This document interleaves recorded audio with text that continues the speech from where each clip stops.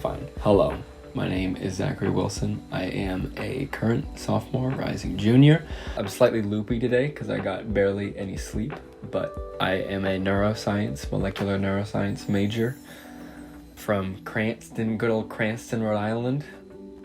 And I go here at URI. I have a lot of tiny little hobbies.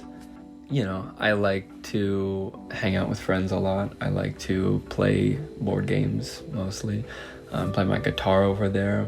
I love to ski, but I can only do that like 10 days in the year, so I wouldn't call that like a hobby. I wish I could read more often. I'd like to do that. And at the moment, I do homework for fun.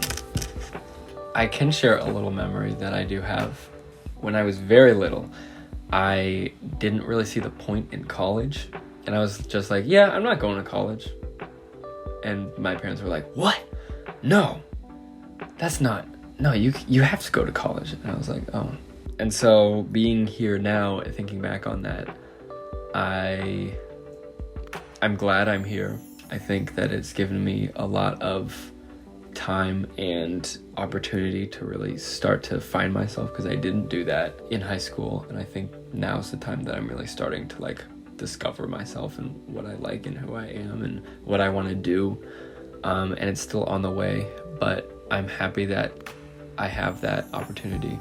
But I also think about that memory and how my parents reacted in the way of how I am someone who college was never a question for. I was always supposed to go to college. My dad was a doctor. My mom she became a teacher. Her dad was a lawyer, and so for them it was always like a given. I was going to college because that's how I make a career, and that is how it is for most people. And I think about the multitude of people who college isn't really as much of an option, because mostly financially, I think. And I completely disagree with, as I assume everyone does, with the student loan crisis and how obscenely high tuitions are. But I am going to college with the money that my parents have saved up for me to go to college. Not a lot of people have that privilege.